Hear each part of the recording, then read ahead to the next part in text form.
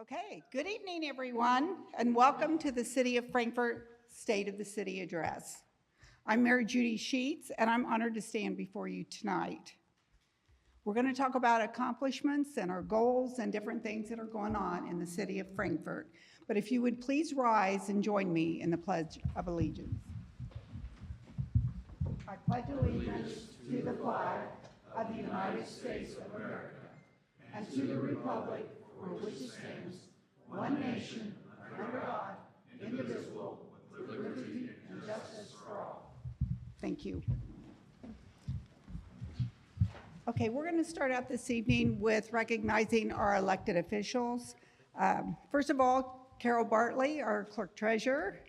Thank you, Carol. City council members, I saw Eric Woods, John Large, Isaac Chavez, Robert Joe Stevens. Who did I miss? Clarence. How did I miss you, Clarence?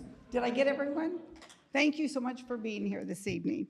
Also, we have our Board of Public Works and Safety, Greg Miller in the back, and Jim Skinner. Thank everyone for being here tonight. Also, we have with us Todd Corey. He's the General Manager with Frankfort Municipal Utilities. Where'd you go, Todd? There you are. And our Utility Service Board members, Kent Brewer. Is there any of the others here? Krista, our newest one, Krista. Welcome this evening. Do we have any of the other state officials? I don't think anyone showed up. So, okay, tonight is an opportunity for us to reflect on the progress we've made together. We'll be taking a close look at where our city stands, from our finances and our infrastructure, and to the services that impact our daily lives. We have a packed agenda for you this evening. We'll start with a high-level overview of our financial standing with key insights by Reedy Financial. We'll discuss how we're managing our budget, investing in capital improvements, and ensuring the financial health of our city. Then I'm going to share some updates from each one of the departments and our visions for 2025. Our city's financial health is crucial from a daily operation to funding large projects. Our 2025 city's total budget is $23,393,751. Our total revenue in 2024, and I'll tell you the sources that comes from, is from property taxes. We received $8,534,422. Our local income tax, which is $3,557,889, and that's 25% of our revenue. Our vehicle excise is $499,306, and that's 4% of the total revenue. Our payment in lieu of taxes, our cigarette tax, our ABC excise tax is $508,969, and that's also 4% of our revenue. We have other sources of revenue, such with permitting or different things within the city that we receive revenue for, and that was $866,159, which was 6% of our total revenues. Also, I want you to know that we want to have a 180-day cash reserve. That's been kind of a goal of ours. We have not reached that yet, but we feel that's very important. For some reason, maybe taxes wouldn't come in, or maybe our income tax wouldn't come in. There's different things that you have to consider. So we'd like to have a 180-day or cash reserve. In 2024, we had a 124-day of cash on hand. And so we're proud of that. We think we're moving in the right direction. So we're just going to keep striving to get to that 180 days. And the things that we're implementing in order to get to that 180 days is we're going to watch our budgeting. We're going to watch as our revenues come in to make sure that we do not have more expenditures than we have the revenues that come in. So there's a lot of different ways that we can do that. If it's not a need maybe for a department, we won't use that appropriation for that year. With our total budget of $23,393 in 2025, I would like to tell you how that is broken down. Administrative. This segment is 30.41% of our budget, and it's the city's core functions. It's from the mayor's office to the building maintenance. It covers salaries, supplies, facility upkeep, funded by diverse sources to ensure smooth operations. 48% of our budget is of our public safety. And of course, that's a top priority for us. This allocation supports our police, fire, and emergency services, including salaries, equipment, and pensions. And that is reflecting our commitment to a secure community. Also, we have street and sanitation, and that's what keeps our city clean and able to provide the trash pickup and the different resources that we have. And that accounts for 12.74%. And that ensures well-maintained streets and sanitation services. Funding supports salaries, supplies, and infrastructure improvements. Next is our parks and recreation, and that represents 8.05% of our budget. And these budgets are vital for our community, and the funding maintains our parks, our aquatic center, and creating space for everyone to enjoy. Reedy Financial Group is a governmental financial advisory firm in Indiana that provides financial planning, budgeting, and consulting services to local units of government, including cities, towns, and counties. The City of Frankfort works closely with Reedy to monitor ongoing expenditures, track budgets, and plan for future growth. The financial summary that we're going to talk about today has been prepared by Reedy, and it's to summarize our fiscal year 2024. We were projected at the end of 2024 to have a cash reserve of $7,749,000, and we're projected to end 2025 with $7,516,000. In our city general, we have a projected ending cash balance of $3,370,000. So we feel it's important that we end each year with a cash balance. Sometimes we have to use that cash balance for unexpected expenses or something that might come up. So that's important to us to have that happen. The city's objective for future budgeting is to align expenditures with projected revenues for the upcoming year. To accomplish this, it is essential for revenue growth to consistently outpace our budget growth. Once this objective is met, any unused appropriations will contribute to the city's cash reserves. The encumbrances from the previous year and from 23, we may have had projects that we hadn't paid for or that we knew that we were going to be paying for, so we encumbered the money. And that went into 2024, which is also a part of this information. Generally in our unused appropriations in 2021, we had 4.4%, which we do strive to have some unused appropriation. We know we're not going to use every bit of it. And I think that's kind of a goal of ours so that we can carry some of that over to the following year. For 2024, we had a 2.5% unused appropriation. Having a financial plan is essential for the city to track progress in a very difficult fiscal environment. The city has overcome many difficult hurdles by having a financial plan in place and following it thoroughly. The city is faced with a high circuit breaker rate. Right now, our circuit breaker rate is 21.7%, which that's extremely high. Budgeting becomes very difficult when 21.7% of property taxes are not collected. That's what we lose in property taxes with these tax caps. This equates to about $2.6 million in uncollected property tax revenue. Even though these revenue restrictions, the city has shown fiscal responsibility through proper fund management, which has allowed the city to help with capital purchases since 2020.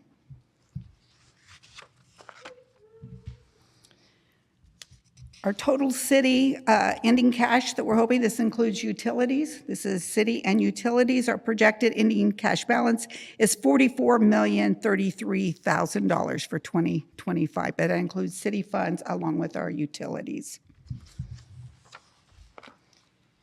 At this time, I'm going to introduce our department heads and tell you a little bit about each one of the departments and what they do for our city. So I'm going to start off right now with our one of our newer department heads, our senior building inspector, Rob Bogue. Rob has been a building inspector since November, but he came with a wealth of knowledge as he worked for over 30 years with the Frankfort Utilities at the City Light and Power. Next, I want to introduce Don Stock. Where'd Don go? There's Don. He's also in building services, and he's the director of housing and planning. And he's also housed in the same office with Rob. So they work together on a lot of things. There's been another successful sidewalk program. It's a 50-50 program, and so the city matches 50% of sidewalks. We bid that out every year with contractors, and then they give us a price, and then if a citizen wants to have a new sidewalk put in, they pay 50% and the city pays 50%. So in 2024, we put in 14 new sidewalks, and the city contributed over $38,000. Also, there were 7 new businesses that received their certificate of occupancy: Willow and Twig LLC, Blevins Insurance, MCC Artistry, Rafa Medical Clinic, and that's in downtown Frankfort, Nourish and Novels, another one in downtown Frankfort, La Cabata Taqueria, I don't know if I pronounced that correctly, and Popeyes. So we're very fortunate to have new businesses in the city of Frankfort, so we're just gonna keep growing. That's our goal. We wanna just keep growing. The Redevelopment Commission has funded over $110,000 towards facade grants in the downtown historic district. And there again, how that works, the Redevelopment Commission will match a grant up to $20,000 at a 50-50 match. So if a business downtown wants to improve their facade, they come and they apply through the Redevelopment Commission, and if granted, they will be given up to $20,000, and they pay 50%. So that's great for our community, and I think it's great for our downtown. Also, I must mention that they have to follow the guidelines of the historic district, though, because we still do have our historic districts. Sometimes people think that we don't. We do. We have a downtown district. We have 2 other historic districts, and you can find those guidelines on our website. There is a link to those. Also in 2024 and 2025, we had a growth in new housing with phase 1 of Meadowbrook, and they currently are planning on 34 homes. Once it's all completed, all phases, it will be 134 new homes connecting Mash Road with Hoke Avenue. We have 13 new lots coming into the Rissy subdivision on Sunrise Drive, and at this time, I don't think any homes have started building. And the Riley School addition continues to grow, and there's only 10 lots left there. So we've seen a lot of growth in that Riley School District. We knew we had a housing need and completed the housing feasibility study in 2024. This study broke down what types of housing and what residents are looking for, what future residents might need, and we've used a study to equip our planning department with the necessary tools to reach out to developers, Frankfort utilities, and those that are looking to invest in Frankfort. So Frankfort now has 23 new homes that have been built with 3 new commercial structures completed. From the planning side, also I'll re-mention that we have the Rissy subdivision, so we're hoping that that will grow soon. We're gonna just continue with our housing developments and keep encouraging people to come to Frankfort. And another thing that happens when we build new homes and people buy those new homes, then that makes homes available for people that maybe can't afford to build a new home or to spend $500,000, $600,000. So that makes their homes available, which is an opportunity for others to have new housing.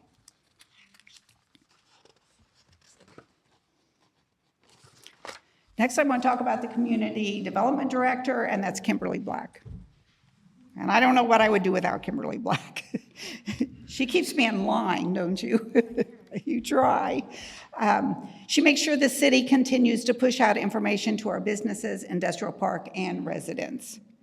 2024 was a year of impact and collaboration for the Community Development Office. We had, of course, Eclipse 2024. I think that was a year ago today. Am I correct on that? Does everybody remember that great day? That was important. It brought in visitors from around the United States and globally. Kimberly coordinated with Frankfort Main Street, Clinton County Tourism, Clinton County Chamber of Commerce, Clinton County Government, and the town of Kirkland to provide tourism and highlight the city of Frankfort during that time. Welcome to Gem City packets were completed and ready to distribute to our new city residents in the annexed area. These packets gave crucial information about city services, public safety, and where to go for information. And I believe Building Services, am I right? Went out and gave each one of those packets to each individual in Jefferson because we want them to feel welcome and a part of our community. I think that's very important. The Community Development Office secured over $215,000 in grants in 2024.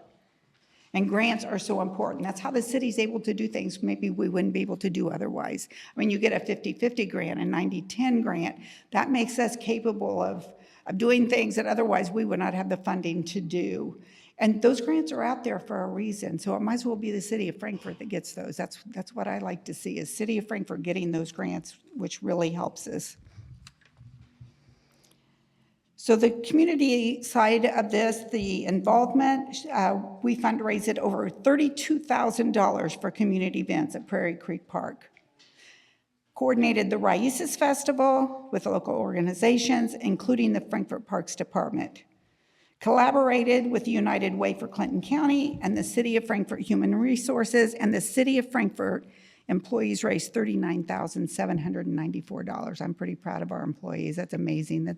It's something that they've really stepped up the game. There's a time we couldn't get anybody to contribute, but with the help of Kimberly and our HR department, we've made employees see the importance of United Way. As I mentioned before, of course, she coordinated the Eclipse celebration in Clinton County. Also, she was in charge of the downtown parking study and the housing feasibility study. And I'm trying to think of what else. Oh, and then the annexed area with the packets, welcome to Gym City. The City of Frankfort was awarded $5,000 from Clinton County Tourism for the Eclipse Clinton County event. We are awarded $10,000 from Scioto Sorority, and there's going to be a mural at downtown at the Prairie Creek Park. We're still working on that. I think the committee's going to meet tomorrow night, and we're hoping to have something solved soon so that we'll get a mural in downtown. The City of Frankfort collaborated with Frankfort Street Department, and we are awarded a $200,000 grant to build a comprehensive safety roadway plan, and it's called SS4A. So in the next few years, that's going to be advantageous to us, and it's important that, like I said, that we just continue to work for these grants so that we're able to provide these services. The Redevelopment Commission funded over $110,000 toward facade grants in the downtown historic district. The RDC funded $100,000 towards Prairie Creek Park, and those are for the concerts and other things that go on at Prairie Creek Park throughout the year.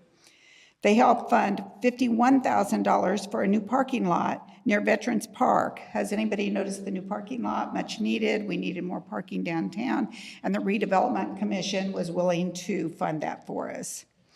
So in 2025, our goals for the community development is complete the Prairie Creek Park mural, update our EV charging stations, also develop small business welcome packets, and we want to develop welcome packets for newer residents to the city of Frankfort. So we want people to feel welcome, that they're a part of this community, and let them know what's going on. Next, I want to recognize our Frankfort Fire Chief, Matt Stenham. Hi, Matt. Thank you for being here this evening. My pleasure. Your department has been busy in 2024 and even more in 2025 with the new fire station coming to the annexed area along State Road 28 West. So I think that's something we're really excited about. We're anxious to see. We're hoping for groundbreaking, fingers crossed. What are you going to say, a month? I'm hoping the next 30, 60 days. 30 to 60 days, we're going to have a groundbreaking. So we're excited about that. So as that goes on, we will let you know when to expect that to happen. Their training hours for 2024, they had 906 training hours. That's a 2.25% increase from 2023. And I don't know if you've noticed, but on social media, it seems like pretty frequently, they're out there training. They're always doing something. And I think that's great. That's something that hasn't always happened. But I think if we're going to send our firefighters into the situations that they have to go into, they need to be trained. They need to have training available, and I feel like that's our responsibility to provide them with the training along with the equipment. The total number of classes at the Frankfort Fire Department was 588 classes. There were 2,103 total calls for 2024, and that includes EMS, fire, hazardous materials, and that's a 5% increase from 2023. So as I break down the number of classes, I just want you to know that they had building tours, confined space, emergency medical services, training on the engines, extrication, firefighting, hazmat, ice water rescue, and rope rescue with a total classroom hours of 906. And like I said, I can't say how important that is and how proud of I am of. And I know that Matt's tried really hard to initiate this training, and he knew it was important to me and something that I felt like we are really needing to do for our firefighters. Okay, next we have our interim park superintendent, Ryan Edgar. He's new, he's just learning a lot, aren't you? Yeah. So Ryan's going to be sworn in next Monday, April 14th, and he's worked very hard as the interim park superintendent, learning a lot. We put him in a lot of complicated situations, but he's a hard worker, and I have all the trust and faith in him. He's worked diligently in the first few months to address maintenance and facilities throughout our parks and recreation. And I'm excited to have him lead the Parks and Recreation Department as our superintendent.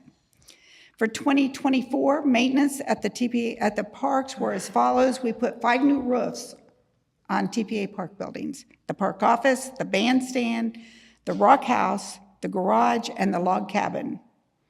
And that was Tornado Roofing here in Frankfort that did that. So we want to thank them for a great job, and it was much needed repairs to those buildings. We've had the Dorner Park renovations and grand opening of the pickleball courts and the dog park. And I hope that you've all had an opportunity to go down there and see what an improvement that is at Dorner Park. They say a lot of people use the dog park. I know the pickleball courts are full a lot, almost like to the point you can't get in there if you're not there by a certain time. So we're excited about that. Also, I want to talk about the community events. They also were a part of the Raíces Festival, the summer concerts, the downtown tune nights, and movies in the park. We have a report on our Festival of Lights for 2024. As many of you know, this is a huge thing in the city of Frankfort. We have people from all over the state, probably all over the United States, the truth be known. And we raised $65,000 in donations, and we gave out over 10,000 candy canes. So, and we appreciate everybody that's helped with that. I think I had a Santa here. I don't know where he went.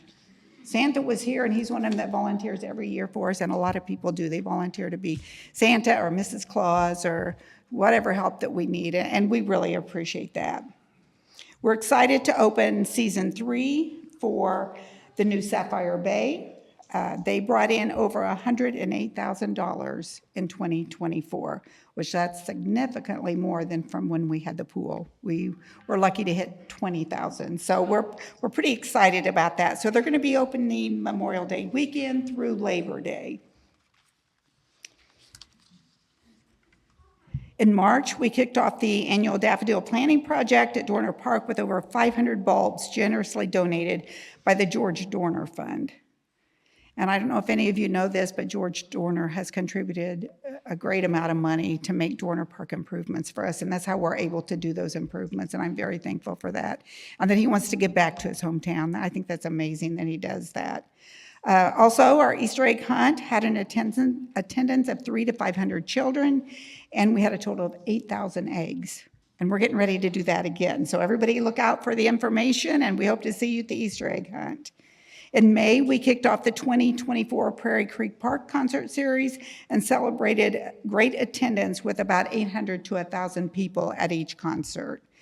And then it was capped off, I think it was the last one of the year. Is that when we had the fireworks down there? What was that for? Oh, that was for when we had fireworks at Prairie Creek. The Fire and Ice Festival. So see, Prairie Creek Park is getting well used, and that's what I love. On the 4th of July, we had a celebration at the park. 10,000 people attended that. There were 37 vendors, basketball and volleyball tournaments, and a dog agility course. So there again, great things happening in the city of Frankfort, and we should be proud of our city. We have so many things going on. A lot of cities don't have all of this, and for our size city, I think we have a lot going on. Our Raices Festival is one of the biggest festivals, if not the biggest festival in the city of Frankfort, and we had 2,000 to 3,000 people with over 40 vendors and the first ever parade. So in 2024, they wanted to do a parade, so we did a parade, and I thought it was very successful. Very excited about that.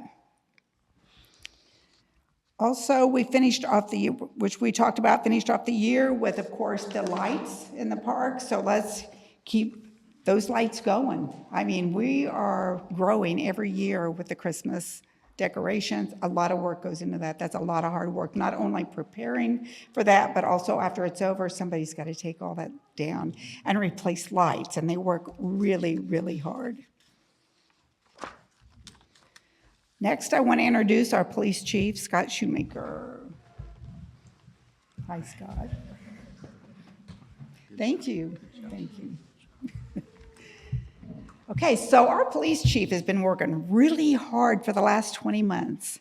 He and some other officers in the department, and they have earned the accreditation recognition from the Indiana Law Enforcement Accreditation Commission.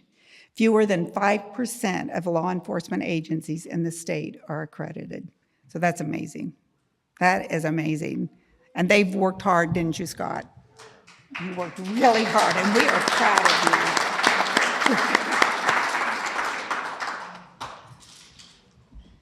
Also, in partnership with the Frankfort Police Department and the recovery community, they had a 32% decrease in overdose runs.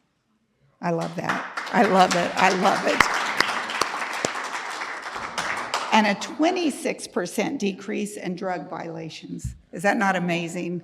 I'm so proud of our recovery community and all those that are a part of it. I mean, this community comes together for our recovery, and I love it. And I don't think there's any other community like it, is there, Chris?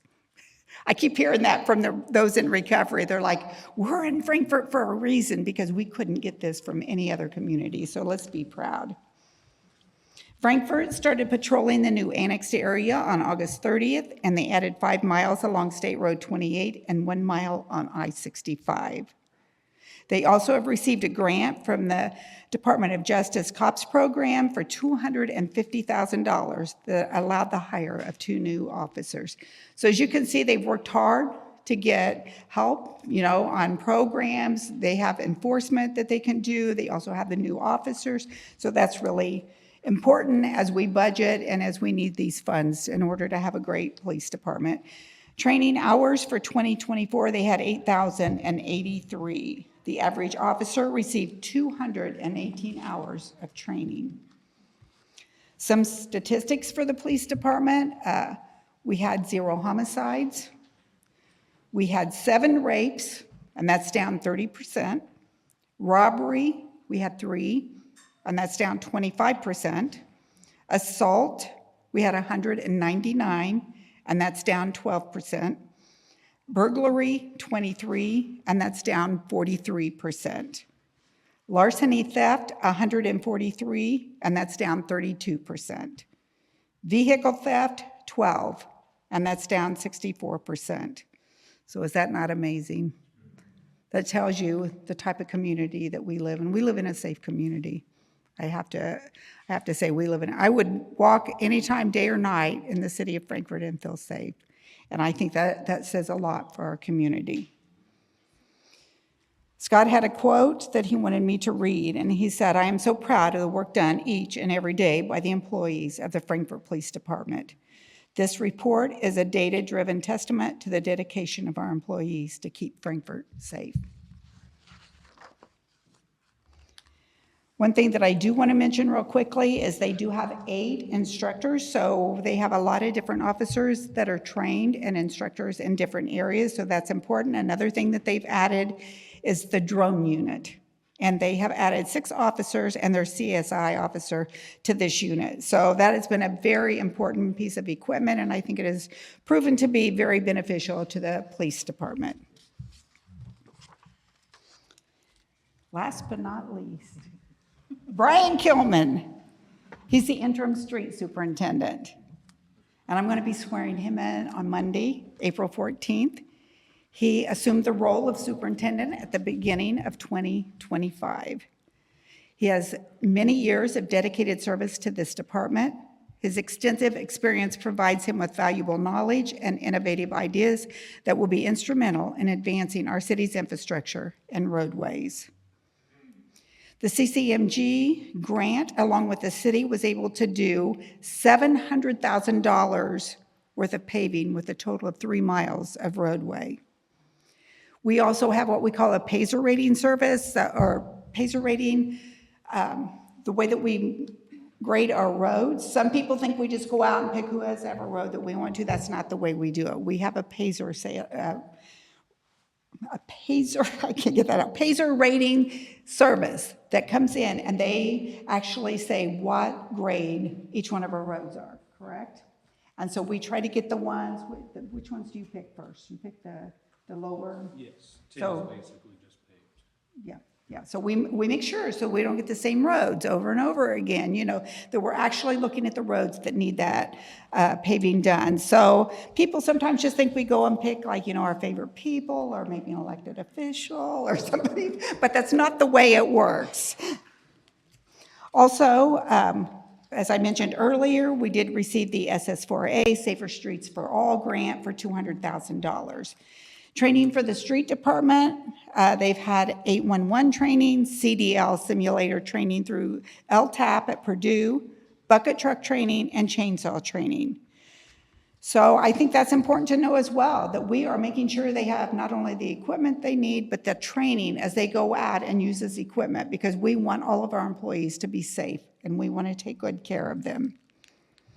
We started the sanitation services for the new annexed area March of 2025, and that roughly gives us 100 new homes that we have to service. And we're excited to have them a part of Frankfort. I think everything so far has gone great, hasn't it? I know, it's gone great. So far, I don't think we've had any complaints. Everybody's just doing what we need for them to do, and that's what we love to hear. One thing I want to mention about the street department, it is funded by 2 different funds. We have a sanitation fund, and then we also have motor vehicle highway.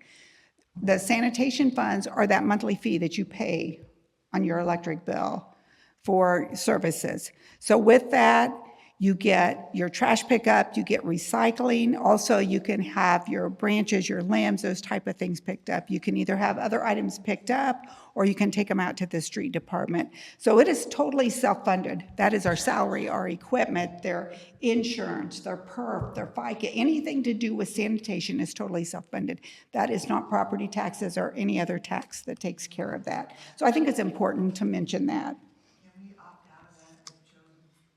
We do not, at the current time in our ordinance, have anything that lets you opt out of that. I mean, you can get your own service, but we don't have any way that you can opt out of the other, because there are other services that are included in that, like if you need limbs picked up or you need your street swept or, anything like that. But right now, our ordinance does not actually have that in it. The street department has ordered 350 tons of salt, which I think that's awesome. I just hope we never need it, but I think sometimes we do, right? But they're always there to help us out. And at the present time, we've applied for Phase 3 of Mash Road Federal Highway Grant, and the total is $10.2 million. And 20% is covered by the city, and the other 80% would be covered by the Federal Highway Department.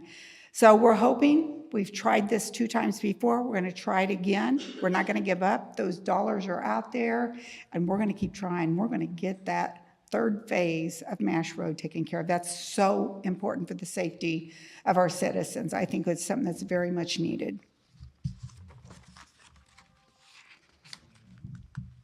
And the projected ending cash for sanitation for 2025 is $270,705. So as you can see, it's on a pretty tight budget. And it's, like I said, strictly funded just by that monthly fee that you pay.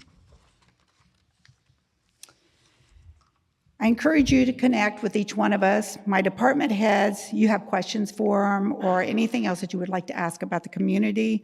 I also want you to know that my office is always open. Everybody always say I'm hard to reach, but I can't believe because Andrea back there is on it. That's my administrative assistant back there in the blue jacket. And she knows how important it is to me that I talk to my constituents. So at any time you can call, you can stop by. I can't guarantee you that I'm not going to be in a meeting or something might not come up, but we'll get you in there or I'll call you back because I want to hear from the citizens of Frankfort. So at this time, I am going to make a presentation. During the State of the City address, I'd like to recognize a community member or members whose life is a shining example of service to our community.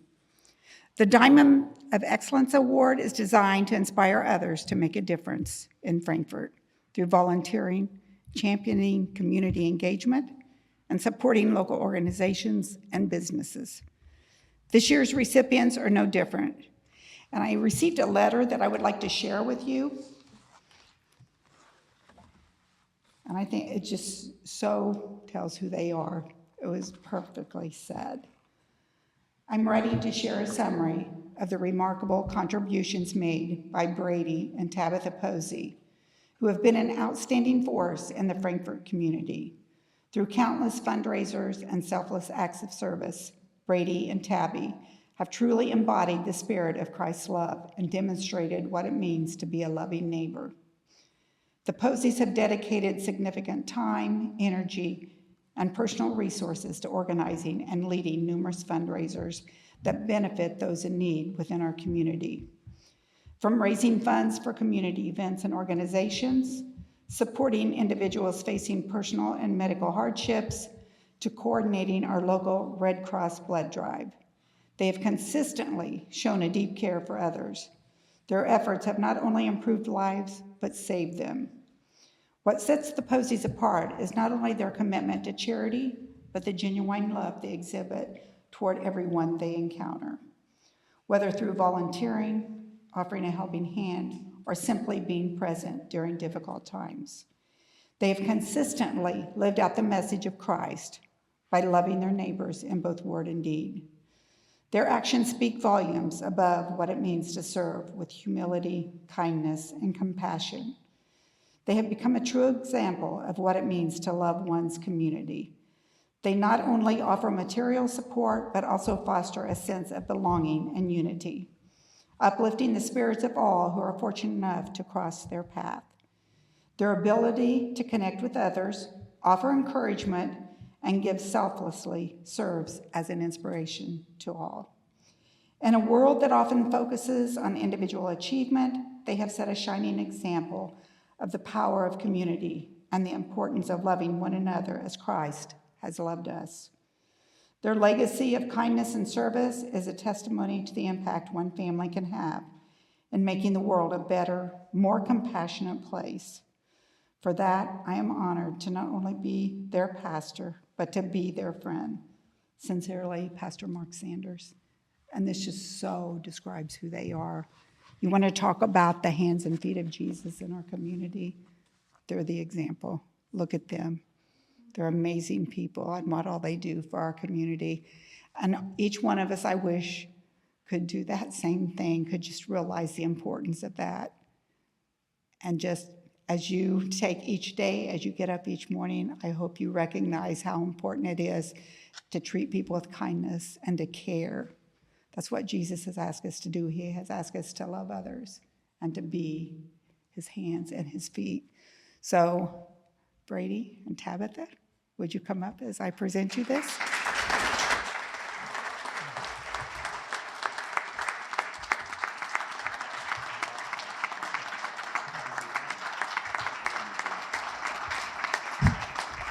And I get to see you.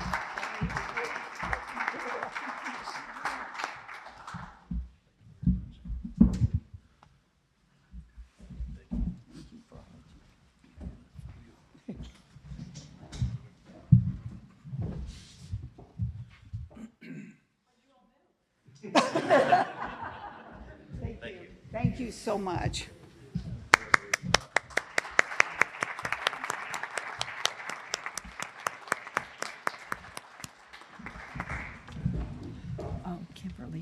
gosh, I forgot to give him that.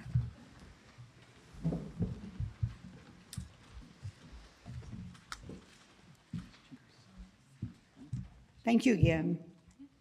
Thank you. What an inspiration to our community. As we close out this evening and look ahead, my vision and the vision of our leadership team for Frankfort is embodied in our Frankfort Forward mission, a plan built on 6 key pillars. First, a vibrant downtown and thriving small businesses. We are committed to making our downtown the heart of our community, a bustling hub where locally owned shops and restaurants flourish. We will support this through working to create financial incentives, streamlined processes, and exciting community events. Second, thriving parks and green spaces.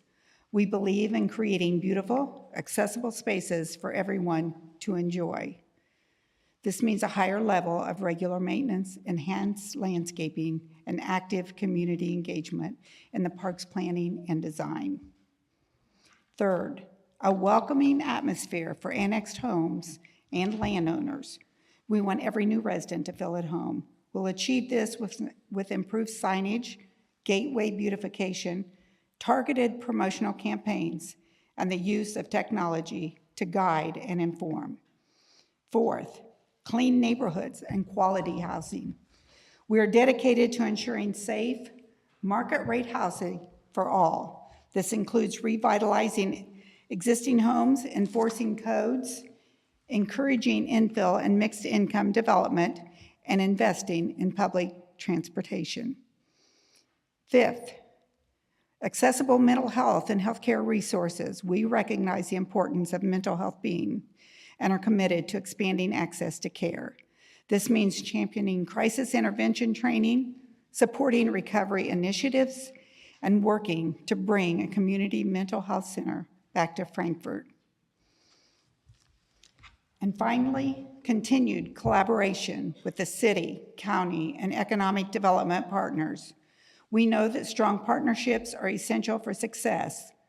We will foster open communication, develop shared goals, and implement transparent decision-making process to ensure we move forward together. Frankfort Forward is more than just a plan. It's a promise to build a vibrant, healthy, and connected community where every resident can thrive.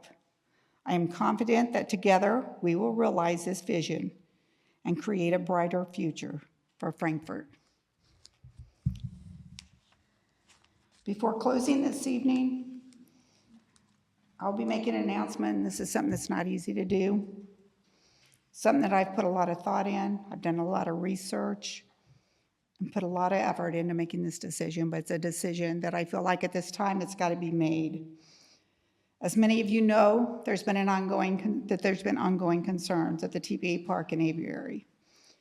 When I became aware of these situations, I worked diligently with the USDA, Purdue University, our veterinary team, and our park staff to rectify the situations of concern. We also brought in a veterinary tech to work with our employees and to help us with a plan to care for the animals. I've had multiple conversations with each one of them during this time. We followed their recommendations, and we have continually made changes to ensure that the animal and birds were taken care of. As we moved forward, it became very evident that we will have to continue to make improvements to our petting zoo in order to comply with USDA standards. And this would be very costly.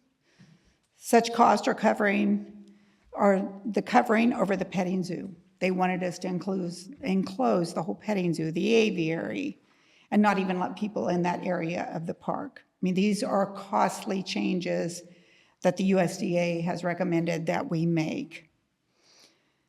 With the cost involved with these types of improvements, I feel in order to be fiscally responsible with the taxpayers' money, that it would be in the best interest that at this time that we close the petting zoo.